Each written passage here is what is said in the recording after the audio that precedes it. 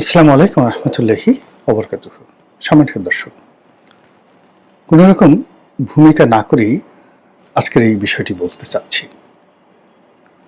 সেটি হলো বাংলাদেশ সেনাবাহিনীকে ধ্বংস করার জন্য দেশি বিদেশি চক্র তারা সর্বশক্তি নিয়োগ করছে এবং এক্ষেত্রে পঞ্চম বাহিনীকে ব্যবহার করা হচ্ছে। আপনারা যারা রাজনীতি ছাত্র, রাজনীতি অধ্যয়ন করেন, তারা সবাই পঞ্চম বাহিনীকে জানেন, যারা পরিচয় গোপন করে বেঈমান রূপে, মুনাফিক রূপে কোন একটি দলের মধ্যে ঢুকে যায়, গোষ্ঠীর মধ্যে ঢুকে যায় এবং কোন একটি বাহিনীর মধ্যে ঢুকে যায়। তারপরে ধীরে ধীরে ধীরে ধীরে সেখানে তারা বুদ্ধি দিয়ে, পরামর্শ দিয়ে, অর্থ দিয়ে, অনেকটা শয়তানের কায়দায়, ইবলিসের কায়দায় প্রলোভিত করে ওই পরিবারকে শেষ করে, ওই গোত্রকে শেষ করে, ওই রাষ্ট্রকে শেষ করে, ওই বাহিনীকে শেষ করে। এদেরকে পঞ্চম বাহিনী বলা হয়। দ্বিতীয় বিশ্বযুদ্ধের সময় বারবার এই পঞ্চম বাহিনী শব্দটি এসেছে। কমিউনিস্টদের মধ্যে সেই পুঁজিবাদী শক্তিদের চর, বিশেষ করে সিআইএ-দের চর ঢুকে সেই কমিউনিস্ট রাষ্ট্রগুলোকে ধ্বংস করা, এক্ষেত্রে পঞ্চম বাহিনী শব্দটা বেশি ব্যবহৃত হতো। আবার কেজিবি মানে রাশিয়ান যে গোয়েন্দা সংস্থা, তাদের লোকও সেই বিভিন্ন গণতান্ত্রিক দেশে ঢুকে যে অপরাধগুলো সংগঠিত করত, সেক্ষেত্রে তাদেরকে পঞ্চম বাহিনী বলা হতো। বাংলাদেশের বর্তমান যে রাজনীতি, সেই রাজনীতিতে প্রধান দুটো দল, বিএনপি এবং আওয়ামী লীগ, এই দুটো দলের মধ্যে দীর্ঘদিন ধরে পঞ্চম বাহিনী কাজ করছে। এখন সেই পঞ্চম বাহিনী রাজনৈতিক দলের লোক হতে পারে, সেই পঞ্চম বাহিনী ভারতের রয়্যাল এজেন্ট হতে পারে, সেই পঞ্চম বাহিনী সিআইএর এজেন্ট হতে পারে, পঞ্চম বাহিনীর ডিজিএফআই এর এজেন্ট হতে পারে, পঞ্চম বাহিনী যাকে বলা হয় কোনো শত্রু দেশ আমাদের, তাদের এজেন্ট হতে পারে। কিন্তু এই দুটো দলকে, আওয়ামী লীগ এবং বিএনপিকে, নানা বর্ণে, নানা ছন্দে বেঈমান, মুনাফিক, দুষ্ট চক্র দ্বারা নানাভাবে আক্রান্ত করা হয়েছে। ফলে এদের যে রাজনীতির প্রবাহ, সেই প্রবাহ বিষাক্ত হয়ে গেছে। আমাদের বুড়িগঙ্গা নদীতে যেভাবে ট্যানারির বর্জ্য মিশ্রিত হয়ে পুরো বুড়িগঙ্গাকে প্রাণহীন করে ফেলেছে। এখানে কোনো মাছ নিঃশ্বাস নিতে পারে না, কোনো মাছ বাঁচতে পারে না, এবং এই পানি মানুষের জন্য বিষে রূপান্তরিত হয়ে গেছে বর্জ্যে। একইভাবে বিএনপি এবং আওয়ামী লীগের এই দুটো রাজনীতিতে পঞ্চম বাহিনীর অনুপ্রবেশের কারণে সত্যিকার অর্থে যারা রাজনীতির মাছ, মানে রাজনীতি করে যারা বাঁচতে চায়, যারা দলের প্রাণ ভ্রমরা, যাদের দ্বারা দলের নিঃশ্বাস প্রশ্বাস পরিচালিত হয়, যারা দলের ফুসফুস, যারা দলের হৃৎপিণ্ড, তারা এই বিষাক্ত পঞ্চম বাহিনীর কারণে নিঃশ্বাস নিতে পারছে না, দলের রক্ত সঞ্চালন হচ্ছে না। এখানে চাঁদাবাজ ঢুকে গেছে, এখানে অর্থ পাচারকারী ঢুকে গেছে, এখানে ধর্ষণকারী ঢুকে গেছে, এখানে রয়ের এজেন্ট ঢুকে গেছে, এখানে আইএসআই এর এজেন্ট ঢুকে গেছে, এখানে সিআইএ এর এজেন্ট ঢুকে গেছে, এখানে মোসাদের এজেন্ট ঢুকে গেছে। ফলে কি হলো, পুরো রাজনৈতিক অঙ্গনে এখন পঞ্চম বাহিনীর যে দাপট, সেই পঞ্চম বাহিনীর দাপটে নানা রকম সং ভং, নানা রকম কথা, নানা রকম ন্যারেটিভ এখন রাজনীতির ময়দানে চলে আসছে, যেগুলো আমরা কখনো শুনিনি। রাজনীতিতে কোনো অলৌকিক ব্যাপার স্যাপার নয়। কোনোদিন আসমান থেকে ফেরেশতা এসে কোনো যুদ্ধক্ষেত্রে কারো জন্য যুদ্ধ করেনি। হিন্দু ধর্মের যে মহাভারত, তো হিন্দুদের যে কয়জন দেবতা রয়েছে, তার মধ্যে প্রধানতম দেবতা, তার নাম কৃষ্ণ। আচ্ছা, কৃষ্ণ কে ছিলেন? কৃষ্ণ পঞ্চ পাণ্ডব যে ছিলেন, সেই পঞ্চ পাণ্ডবের মধ্যে অন্যতম পাণ্ডব যে ভাই বীর সেনাপতি অর্জুন, তো অর্জুনের যে রথ, ঘোড়া চালক, সেই ঘোড়ার চালক ছিলেন কে? কৃষ্ণ।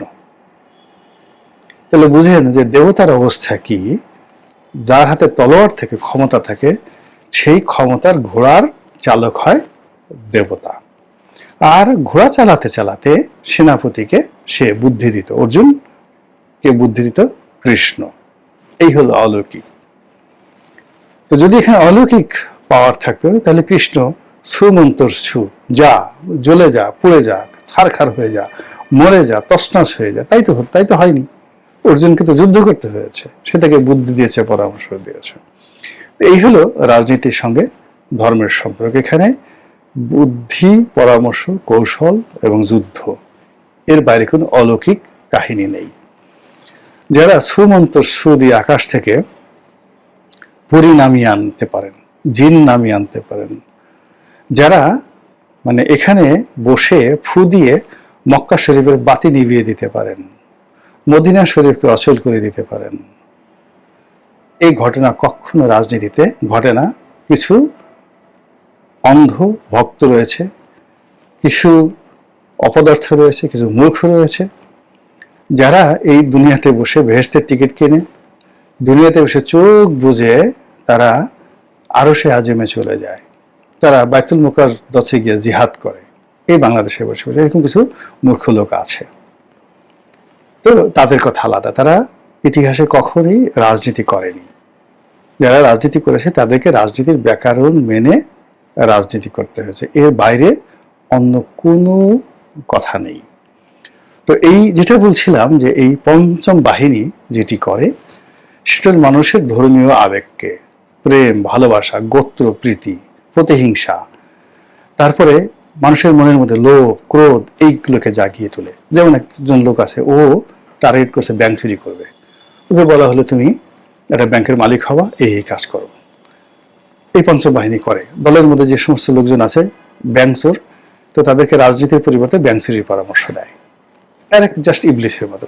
যে লোক ধর্ষণকারী আছে সে বলে যে অমুক জায়গাতে একটা নায়িকা আছে, অরক্ষিত অবস্থায় আছে, ঘুরে আছে, উঠে নিয়ে আসো, গ্যাং রেপ করে ছেড়ে দাও, তোমার হাতে হাতে ক্ষমতা আছে না। পঞ্চম বাহিনী কাজ করে। ওর ওই কাজের ফলে কি হচ্ছে? পার্টির বদনাম হচ্ছে, দলের বদনাম হচ্ছে, বাহিনীর বদনাম হচ্ছে। ধরুন কোন একটা বাহিনীতে এরকম একজন দুষ্ট লোক আছে যার মনের মধ্যে রেপ করার আকাঙ্ক্ষা, তো যারা এই পঞ্চম বাহিনী হয়, ওরা মানসিক, শারীরিক, অর্থনৈতিক, অর্থাৎ মানুষের পঞ্চ ইন্দ্রিয়জাত যত লোভ, লালসা, কামনা, বাসনা রয়েছে, ওই ব্যাপারে তাদের একটা সাইকোলজিক্যাল টেস্ট থাকে। সেই টেস্টে তারা উত্তীর্ণ হয়ে তারা এক্সপার্ট হয়ে যায়, এবং সেই অনুযায়ী তারা ঢুকে নানা রকম বুদ্ধি পরামর্শ দিয়ে একেবারে শেষ করে দেয়। তো রাজনৈতিক দলগুলোকে যেভাবে শেষ করে দেওয়া হয়েছে, এখান থেকে রাজনৈতিক দল বেরোতে পারছে না এখন পর্যন্ত, টিল নাও। বিএনপিও বেরোতে পারে না, আওয়ামী লীগও বেরোতে পারছে না। অন্য যারা রাজনৈতিক দলগুলো আছে আমি তাদের নামই নিলাম না। এখন বাংলাদেশে যে সবচেয়ে বড় প্রতিষ্ঠান, সেই বড় প্রতিষ্ঠানগুলোর মধ্যে পুলিশ এখানে পঞ্চম বাহিনী ঢুকে এটাকে শেষ করে দিয়েছে। বাকি ছিল সেনাবাহিনী। সেই সেনাবাহিনীর মধ্যেও অনেক আগের থেকে পঞ্চম বাহিনী মানে ঢুকেছিল, কিন্তু এদের যে লেফট রাইট, এদের যে ট্রেনিং, এদের যে শৃঙ্খলাবদ্ধ জীবন, এর কারণে কি হচ্ছে, পুলিশের মতো, সচিবালয়ের মতো, আওয়ামী লীগের মতো, বিএনপির মতো এখানে পঞ্চম বাহিনী অতটা সফল হতে পারেনি, কিন্তু তারপর তারা সফল হয়েছে।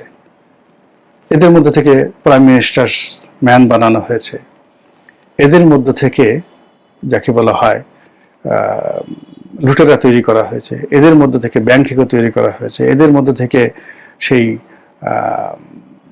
যাকে বলা হয় পাওয়ার প্ল্যান্ট নেওয়ার যে ধান্দাবাজ কর্মকর্তা তৈরি করা হয়েছে, এদের মধ্যে থেকে ভারতের দালাল তৈরি করা হয়েছে, এদের মধ্যে থেকে আইএসের দালাল তৈরি করা হয়েছে, এদের মধ্যে থেকে সিআইএর দালাল তৈরি করা হয়েছে, এদের মধ্যে থেকে চীনের দালাল তৈরি করা হয়েছে, কিন্তু এটা ছিল নিয়ন্ত্রিত। কিন্তু গত 1 বছরে পঞ্চম বাহিনী সেই দীর্ঘদিন ধরে তারা যে কাজগুলো করছে, সেটার সর্বোচ্চ পরাকাষ্ঠা দেখাচ্ছে এই গত 14 মাস ধরে সেনাবাহিনীর ভিতরে এই পঞ্চম বাহিনী। আর সেই পঞ্চম বাহিনীর যদি সফলতার মুখ দেখে, তাহলে আমাদের সেনাবাহিনীর অস্তিত্ব থাকবে না। এখানে পুলিশ যেভাবে কাজ করছে, টেনে হিসেবে ভেঙে চুরে, এটা পুলিশ পারছে, বা সচিবালয়ের আমলারা কামলারা যেভাবে অপমানিত লাঞ্ছিত হয়ে তারা প্রতিটা মুহূর্তে কাজ করছে, এটা সেনাবাহিনী পারবে না।